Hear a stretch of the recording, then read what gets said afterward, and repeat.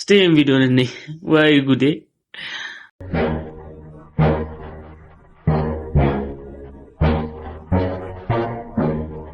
ንቅሳት ንቅሳት እሱን ተውትና እኛ አይመለከተንም። የራሳቸው አስተሳሰብ ነው። እስቲ ስለ ታቱ ልንገራችሁ። ዛሬ እኛ የምናወራው ስለዚህ ንቅሳት አይደለም፣ ግን እሱን ተውትና አሁን ንቅሳት ኖርማል ንቅሳት ኢትዮጵያን ሪል ማዘር የሚያደርጉት ንቅሳቶች እናውራ።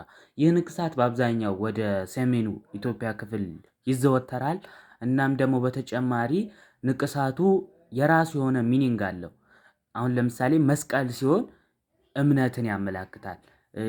እንደዚህ ደግሞ ዶት ዶት ደግሞ ሲኖራቸው የራሱ የሆነ ውበትን እና ደግሞ የክልል መለያን ያመላክታል ማለት ነው።